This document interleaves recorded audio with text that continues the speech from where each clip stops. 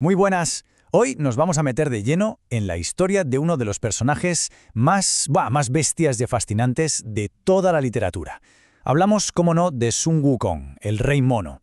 Una figura que es pura fuerza bruta, rebeldía contra los cielos y al final también un camino de redención. Y a ver, para empezar, una pregunta que seguro que a muchos les suena. ¿De dónde sale Son Goku? Porque sí, todos conocemos a Goku de Dragon Ball, pero su historia, su verdadera historia, tiene raíces en una leyenda antiquísima. Y es precisamente esa leyenda la que vamos a descubrir hoy.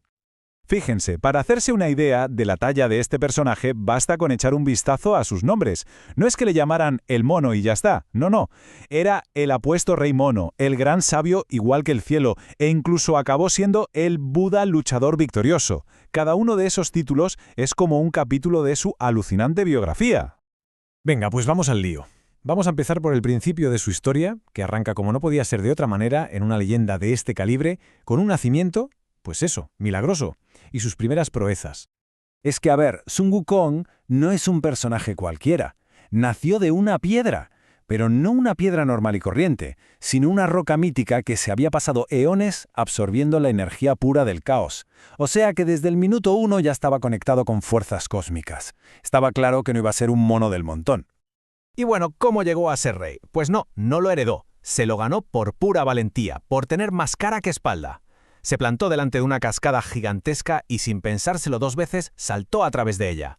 ¿Qué encontró al otro lado? Un paraíso, una cueva perfecta para su clan, y ese acto de coraje le dio su primer titulazo, el apuesto Rey Mono. Pero claro, ser rey se le quedó corto. Un día vio morir a uno de los suyos y de repente se dio de bruces con una idea aterradora. Él también moriría algún día.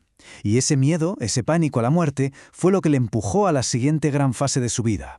Una búsqueda, casi una obsesión, por alcanzar la inmortalidad.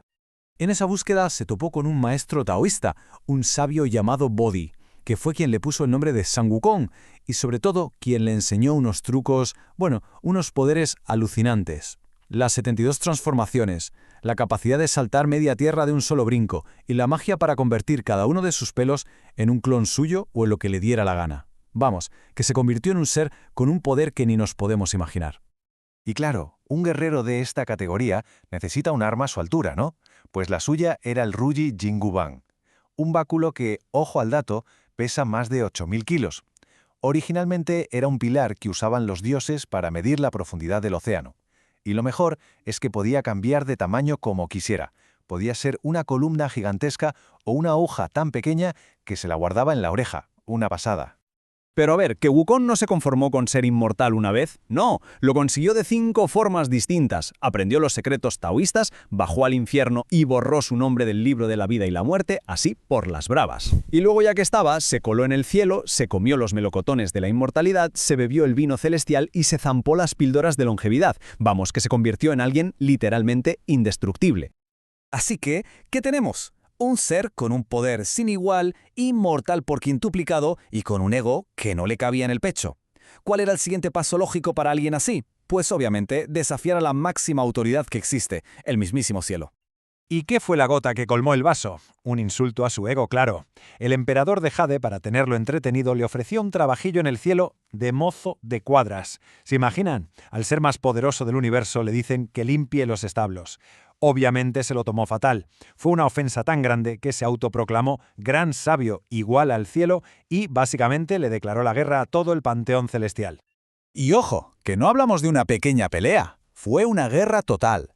Él solito, un único mono, contra un ejército celestial de 100.000 soldados, contra los 4 reyes celestiales, contra los mejores generales. Y les ganó. Les pasó por encima. Su poder era sencillamente imparable.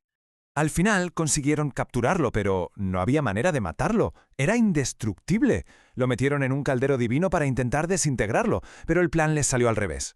Después de 49 días cociéndose ahí dentro, no solo salió vivito y coleando, sino que el fuego le había dado un nuevo poder, unos ojos capaces de ver el mal bajo cualquier disfraz. O sea, salió todavía más fuerte.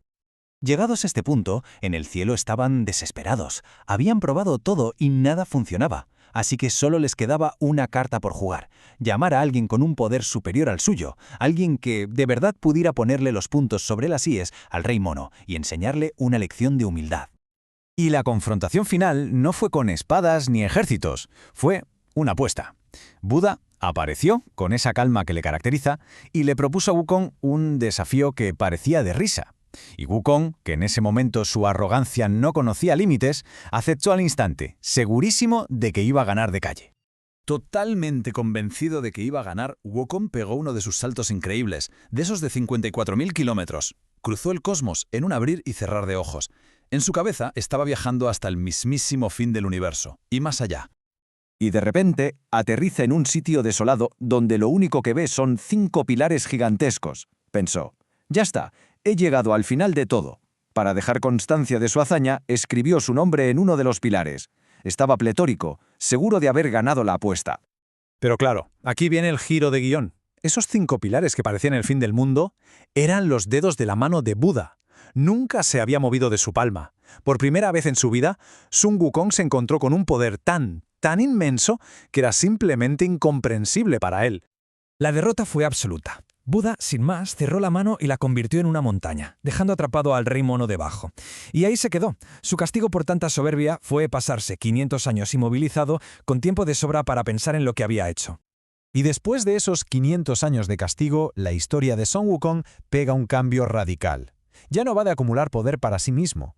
Ahora se trata de usar toda esa fuerza increíble para algo más grande. Aquí empieza de verdad su camino hacia la redención. La oportunidad le llega de la mano de la Bodhisattva Guanyin, que le ofrece la libertad con una condición. Tiene que proteger a un monje, Tan San Zan, en un viaje peligrosísimo a la India para buscar unas escrituras sagradas. Todo ese poder que antes usaba para sembrar el caos, ahora tenía que usarlo para proteger. Eso sí, para asegurarse de que no se desmadrara, le pusieron una diadema de oro en la cabeza. Una diadema mágica. Cada vez que el monje recitaba un conjuro, la diadema se apretaba y le causaba un dolor terrible. Fue la única forma de controlar su naturaleza rebelde. Y así, superando 81 desafíos y peligros, Sun Wukong aprendió a usar su fuerza para hacer el bien y a proteger a sus compañeros de viaje de todo tipo de demonios. Y con esto llegamos a la parte final, el legado del Rey Mono. Porque su historia no se quedó en un libro antiguo, ni mucho menos. Ha viajado por todo el mundo, ha cruzado generaciones y ha dejado una huella brutal en la cultura popular que vemos hoy en día. Así que volvamos a la pregunta con la que empezamos. ¿De dónde sale Son Goku? Pensemos, la nube en la que vuela, el bastón que se alarga, la cola de mono, una fuerza descomunal. Las similitudes son más que evidentes, ¿verdad? Son Goku es, en esencia, una versión moderna y con un corazón de oro del legendario y rebelde Rey Mono. Al final, la historia de Sun Wukong es mucho más que un cuento de aventuras. Es una reflexión brutal sobre el ego y la humildad, sobre la diferencia entre tener un poder sin control y usar la fuerza con un propósito. Y nos deja con una pregunta flotando en el aire. ¿Qué nos dice esta leyenda tan duradera sobre ese deseo tan humano de romper nuestros límites, de buscar la libertad y al final de todo, de encontrar un sentido a nuestro propio viaje?